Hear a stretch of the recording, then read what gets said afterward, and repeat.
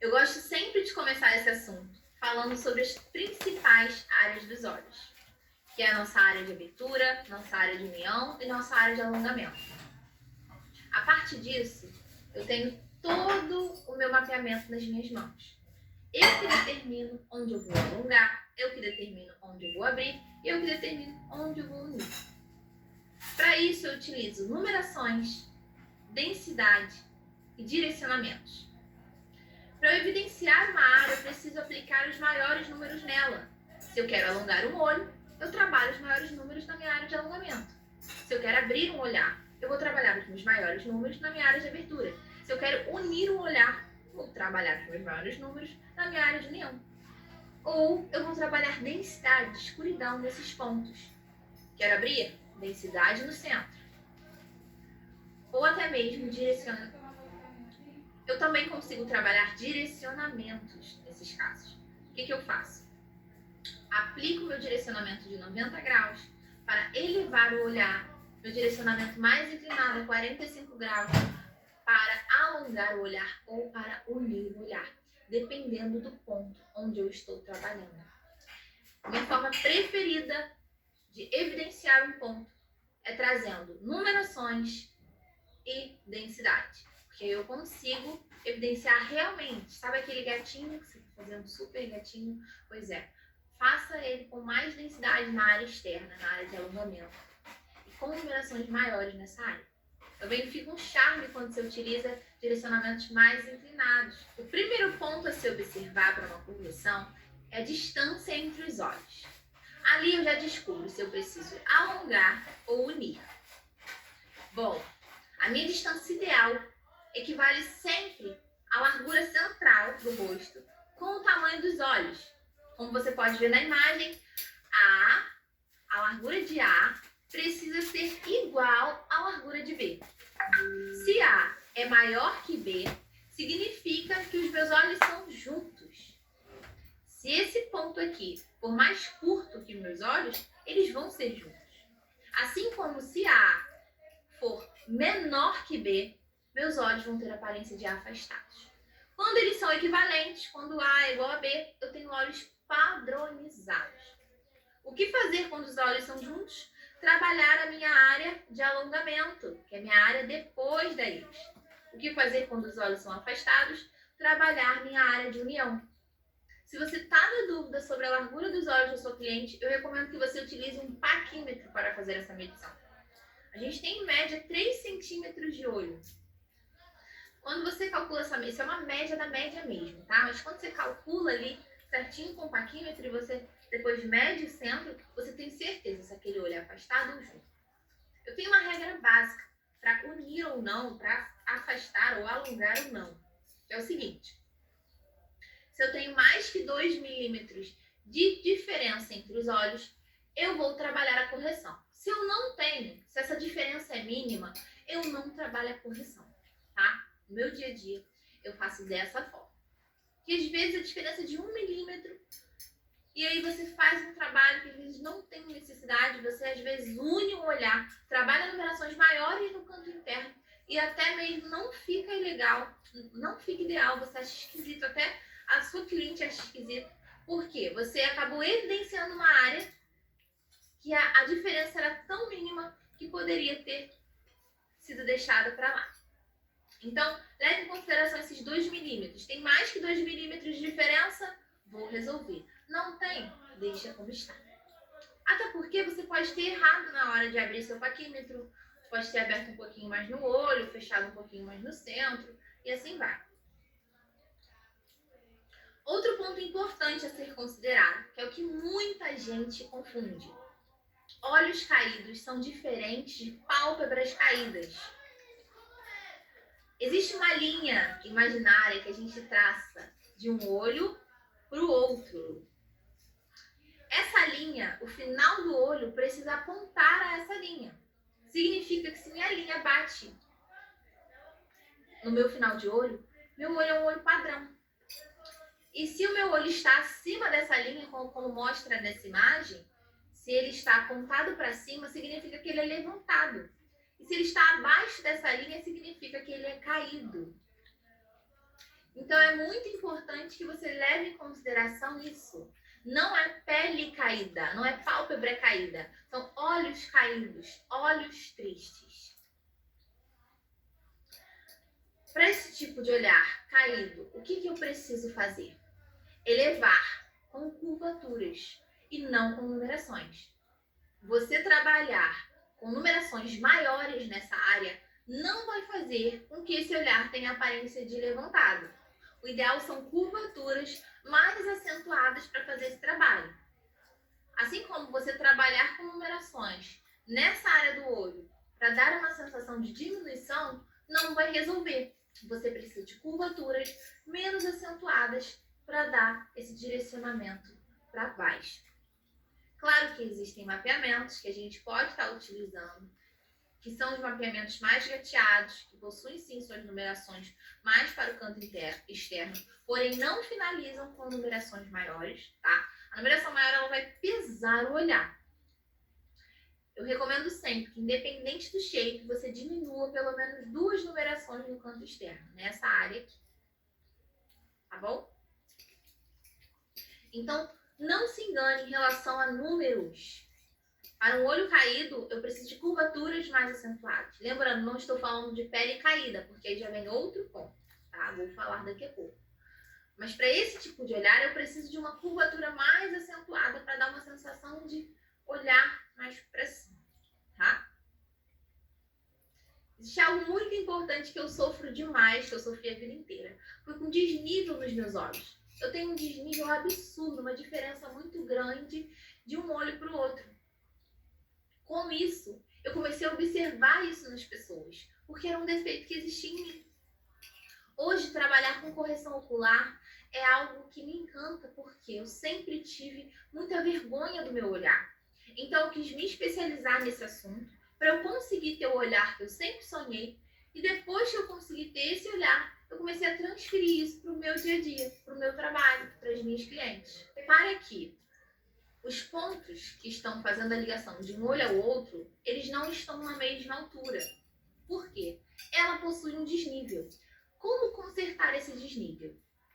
Você vai sempre mudar as numerações no olho mais baixo.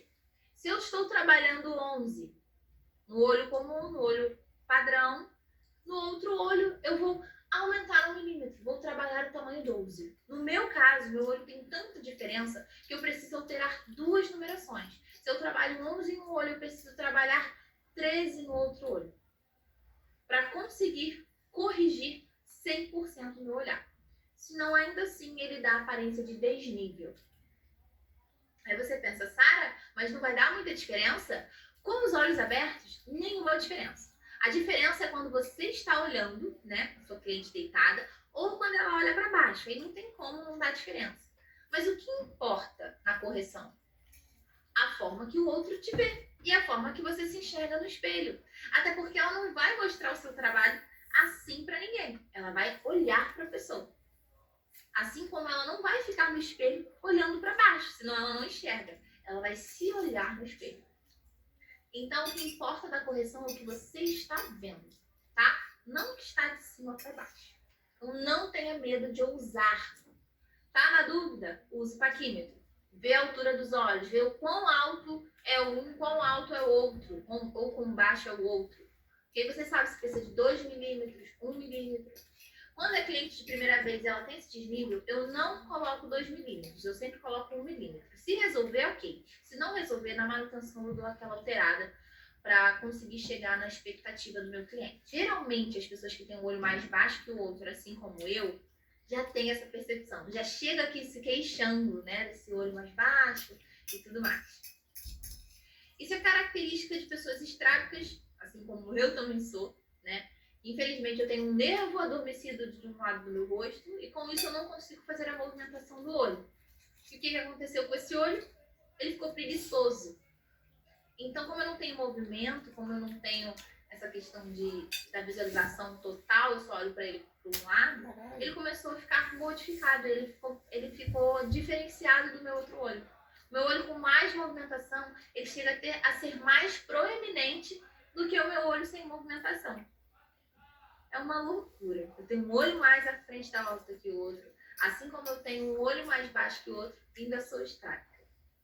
Então, por que não falar desse assunto? Por que não me aprofundar desse assunto para apresentar algo legal para vocês? Ó, agora nós vamos falar das pálpebras caídas e da distância da sobrancelha. É importante você levar em consideração no mapeamento o número do fio natural da cliente. Porque você marcar e utilizar pontos altos, numerações e afins, ok. Mas qual o limite dessa numeração? Até quando eu posso ir? Primeiro passo, observar a estrutura do fio natural. E segundo passo, observar a distância entre a ponta do fio natural e a sobrancelha.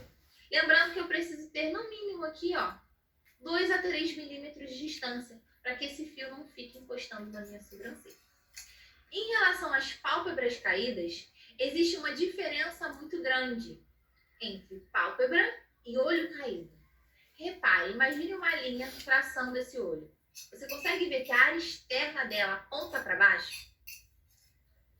Pois é, essa é uma característica de olhos caídos. Já nessa outra cliente aqui, nessa outra modelo, eu tenho o meu alinhamento, meu final de olho padronizado, ele não está nem levantado nem para baixo. Porém, o que eu tenho aqui? Pálpebras caídas. É uma característica da idade, não tem como alterar, né? Algo que somente cirurgia e tudo mais, vocês sabem, com a gravidade tudo cai. Mas nesse caso, eu não tenho olhos caídos, eu tenho pálpebras caídas. E são 2 tipos de situações diferentes que a gente vai tratar de formas diferentes. No caso dessa modelo com pele caída, o que eu não posso fazer aqui? Eu não posso trabalhar curvaturas muito acentuadas, porque se eu trabalho curvaturas muito acentuadas nessa modelo, nessa cliente, ou enfim, nessa senhora, o que vai acontecer? Essa minha curvatura pode estar encostando na pele dela e pode estar trazendo um incômodo. E aparentemente não fica legal, não fica bonito. Então, para ela, eu não preciso abrir o olhar. Eu preciso esconder, dar um disfarce nessa minha pele que é caída. É um olho aparentemente sem defeitos, com distância padronizada, um alinhamento ok, né? Não tem um olho mais baixo que o outro. Quando eu faço aquela análise, se o olho é caído ou não, eu vejo que ele é um olho padrão. Então, o único defeito, que na verdade não é defeito, é consequência do tempo, algo que todas nós vamos passar, seria a pele caída. O que eu vou fazer? Trabalhar densidade, trabalhar escuridão, trabalhar com fãs cheios, 6D, 5D, não trabalhar essa área muito clara. Então, eu preciso jogar toda a minha densidade do meio aqui da íris, ó, que é onde começa o caimento, até o final do olho. Eu não preciso trabalhar numerações enormes, muito menos curvaturas acentuadas. Eu já nem posso trabalhar curvaturas acentuadas, mas eu preciso dar densidade a essa área, escuridão, para que esse caimento de pele seja disfarçado, porque resolvido não vai ser. Quando a gente trabalha com olhar, com cílios, com efeitos, a gente trabalha com sensações. Tudo é sensação. Sensação de correção, tá? Correção real, você sabe como funciona, né? Somente cirurgia nesse caso. Mas eu consigo elevar a autoestima do meu cliente, transformar esse olhar a partir de um efeito de densidade que eu vou causar. Para essa daqui, que possui olhos caídos, mas não tem pálpebras caídas, não tem peles caídas aqui, o que eu vou fazer? Eu vou elevar a minha área externa. E pode reparar que o meio do olho dela não é caído, somente a área externa. Então, eu trabalharia até o início aqui da minha íris, curvaturas mais acentuadas como a D. Trabalharia um shape esquilo, porque eu quero usar numerações bem pequenas aqui, mas ao mesmo tempo eu quero dar uma levantada nessa área aqui, para estar tampando essa pálpebra. Por mais que a pálpebra dela não seja caída, a pálpebra dela é longa, ela tem espaço para fazer isso. Então eu consigo, através disso, trabalhar o mapeamento esquilo, dando aquele efeito de olhar mais equilibrado e levantado. Como o esquilo ele é um shape que aponta para cima, e baseado no meu canto externo, esse apontamento para cima, meu boneca é um shape que eleva a área central. Ele aponta para cima na área central. Já o esquilo, ele aponta para cima na minha área externa. Vocês conseguem ter essa percepção? Então, o que eu vou fazer? Trabalhar numerações menores, pelo menos 8, 9 e 10 nessa área externa, com curvaturas bem acentuadas. Depois eu seguiria para 11, 12 e voltaria para 10, 9, 8, 7, 6, para dar um acabamento no meu canto interno. Mas a minha área externa seria com certeza curvatura D, 8, 9 e 10. E o centro da minha íris, como já está aberto, eu quero equilibrar esse olhar. Se eu mantenho, preste atenção, se eu mantenho a minha curvatura D, desde o meu canto externo até o meio da minha íris, eu não vou equilibrar o meu olhar. E como eu quero levantar essa área, eu preciso dar diferença na área central. Então, para isso, eu utilizo uma curvatura mais acentuada na minha área externa, porque já tem a função de levantar, e no centro do olho, eu vou trabalhar uma curvatura menos acentuada, uma curvatura CC. Porque se eu levanto o centro do olho também, eu tiro a correção que eu tinha feito na minha área externa. É como se fosse isso aqui, ó. Eu tô com o meu olho assim. Se eu levanto com a curvatura D aqui, e levanto aonde já está em pé aqui, vai ficar assim. Então, eu vou continuar com o meu olho caído. Então, o que eu preciso fazer? Se meu olho está assim, eu preciso elevar a minha área externa e manter a minha área central. Ou até mesmo diminuir. Outro ponto importante que deve ser analisado na hora de fazer o seu mapeamento de correção é o posicionamento do olho da cliente na órbita. A órbita do rosto. O que é a órbita do rosto? Esse buraco onde se encontra os nossos olhos, o globo ocular. Existe a proptose ocular, que são olhos proeminentes, olhos à frente da órbita, e existe a enoftalmia ocular, que são olhos que estão posicionados mais atrás da órbita. E, logicamente, tem olhos mais padrões. Quando a gente trabalha com olhos com proptose, nós temos que tomar cuidado, principalmente em relação às curvaturas. As curvaturas de forma nenhuma podem ser acentuadas. Elas vão dar uma sensação maior ainda de abertura. E você não pode esquecer que esses olhos, eles têm as outras características. Às vezes a gente olha para um olho proeminente, né, com proptose, e a gente só observa o quão grande ele é, o quão proeminente ele é. Esquece da distância entre os olhos, esquece do caimento dos olhos, esquece do caimento da pálpebra, esquece da distância dos cílios para a sobrancelha, esquece até mesmo do nível do olho. E aí a gente olha para um olhar proeminente, o que a gente pensa? Vou fazer um gato. Nem todos os olhos proeminentes exigem um gato. É o caminho mais fácil, mas aqui eu estou te ensinando pontos estratégicos para corrigir. Então, leve em consideração todos os pontos. Primeiro ponto, olhos afastados ou juntos, ou padrões. Segundo ponto, alinhamento. Eles estão alinhados? Eles têm o mesmo nível ou eles estão em desnível? Terceiro ponto, qual é a distância entre ele? Qual é a distância entre o fio e a sobrancelha? Esse olhar, ele é caído ou ele tem pálpebras caídas? Não deixe de levar em consideração esses pontos. Independente se você olha aquele olhão de Juliana Paz, eu vou fazer um gato, com certeza. Não, espera. Preste atenção no todo.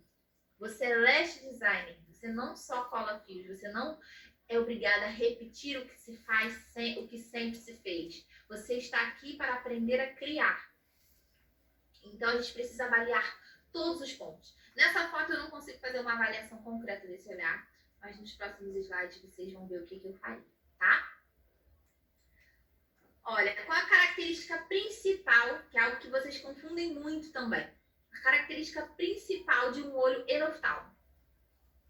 Esse ossinho aqui, ele é mais à frente. É só você observar. E aí você confunde isso com pele caída. Eu tenho esse olho muito na frente, tá? Eu tenho esse osso muito à frente. É uma característica minha. Um lado do meu olho, como eu falei, é diferente do outro. Um está mais à frente da órbita, o outro mais atrás. Porém, a minha sobrancelha, se você reparar, o osso dela está sempre mais à frente que o comum. Então, isso é um ponto. É o ponto principal para você saber se esse olho é enoftalmo ou não. Segunda coisa que a gente erra. A pele. Pelo fato do olho enoftalmo mostrar muito mais a pálpebra fixa e essa pálpebra fixa estar à frente do olho, a gente confunde com pele caída. E às vezes é somente o olho fundo. O olho enoftalmo não é pele caída. Porém, existem barreiras, né, para esse tipo de olhares.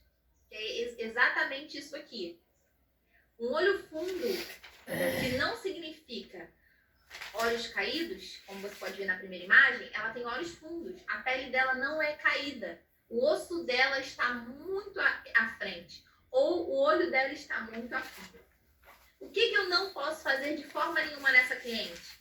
Curvaturas acentuadas, numerações muito grandes, né? Pelo fato da sobrancelha dela estar muito próxima ao olho. Mas principalmente as curvaturas não podem ter contato nesse momento com a pele dela. Não vai ter boa aparência. Agora, por exemplo, presta atenção nesse segundo caso, que são olhos proeminentes, né? Presta atenção nesse segundo caso, que são olhos proeminentes, que são olhos com proptose.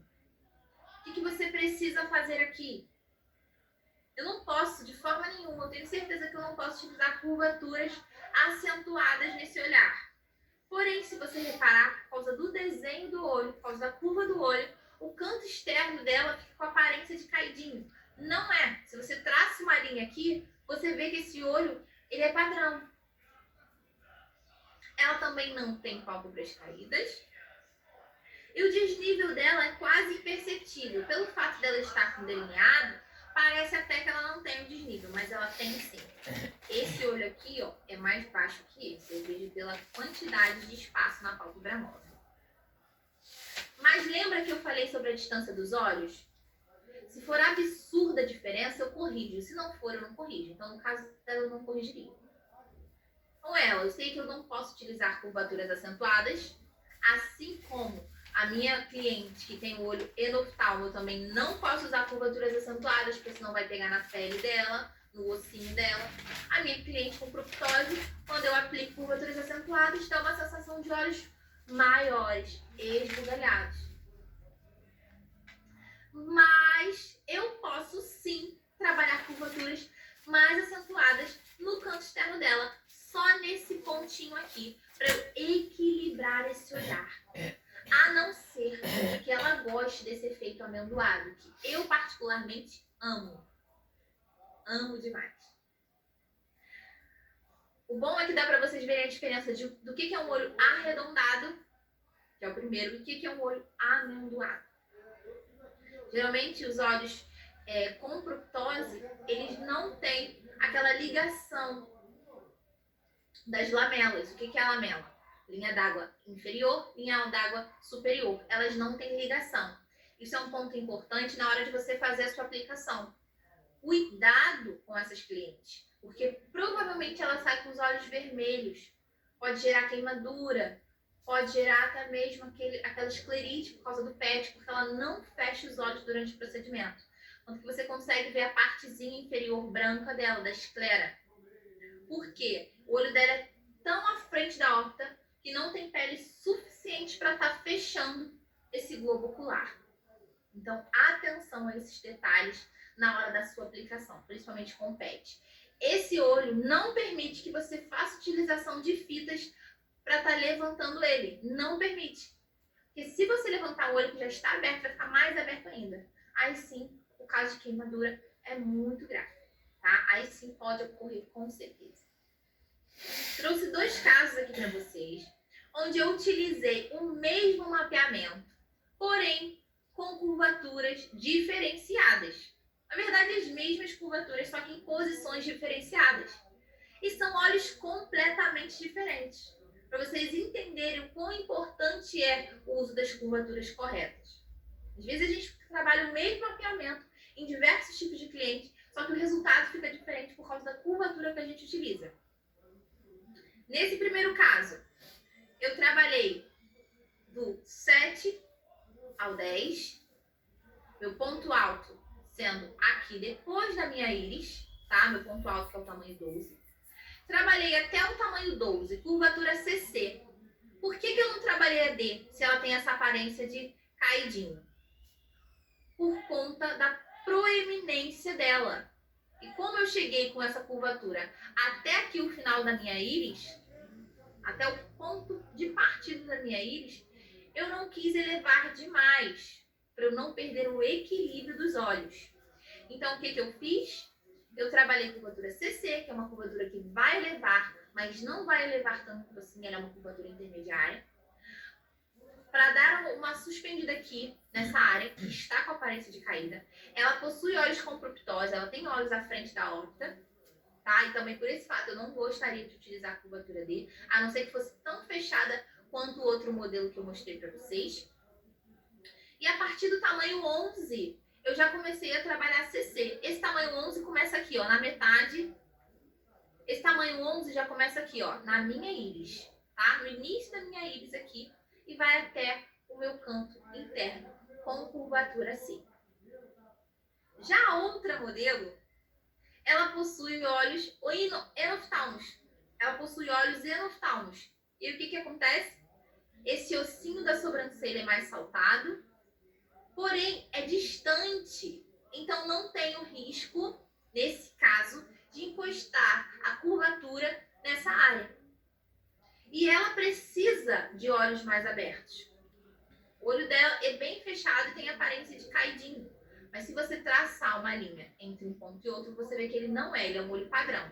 Ele só tem essa sensação de caidinho pela largura, pela abertura dele, tá? Pelo ponto de abertura dele. Nesse caso, eu trabalhei o CC quase que no olho inteiro, até aqui, ó, a marcação principal da minha íris, até o ponto de início da minha íris.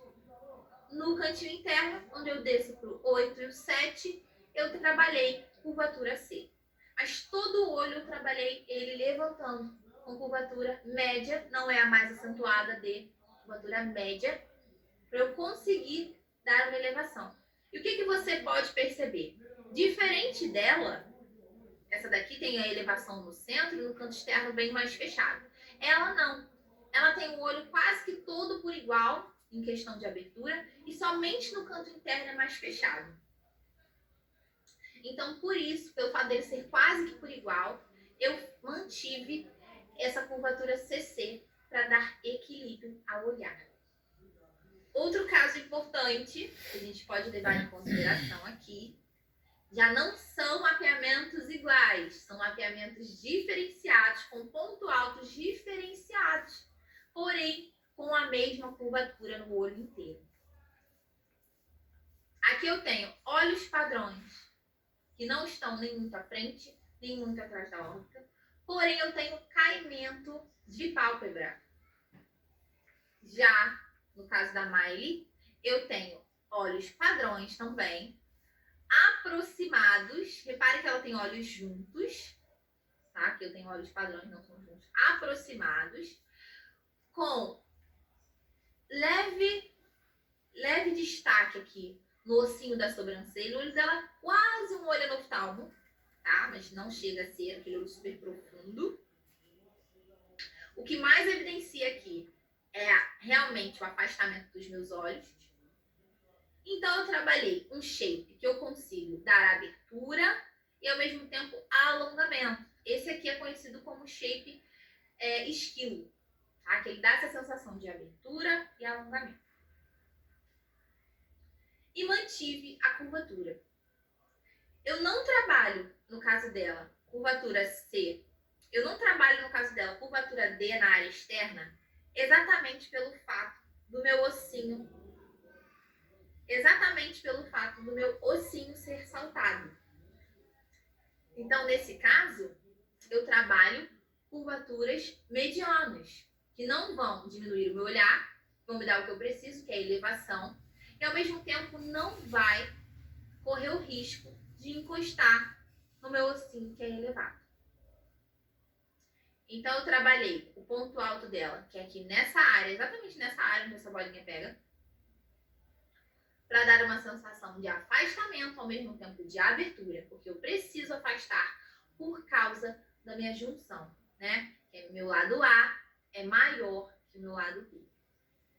Já no caso dela, eu tenho olhos com um afastamento padronizados e com caimento de pálpebra. Não posso trabalhar curvaturas acentuadas para não encostar nessa pálpebra. Seria o ideal, porque ela tem olhos considerados rasos, pelo menos nessa imagem, tá? Às vezes você dá um Google da mesma atriz em outros momentos, em outras posições, em outros ângulos, o olho está mais para fora, o olho está mais para dentro, por causa do tipo de maquiagem que ela usa. Mas levando em consideração esse momento aqui, ela tem a aparência de olhos mais rasos, né? Mais fechado, parece uma sementinha. Então, nesse caso, eu trabalhei o shape boneca. Lembra que eu falei da diferença do boneca? O boneca dá a elevação no centro, o estilo da elevação na área externa. Então, eu preciso dessa elevação no meu todo, que vai o quê? Apontar para o centro. Então, nela, eu colocaria o meu boneca. Obrigada por ter assistido a minha aula. Eu espero muito que tenha sido agregador para você e até uma próxima. Não deixe de me seguir nas minhas redes sociais. Meu arroba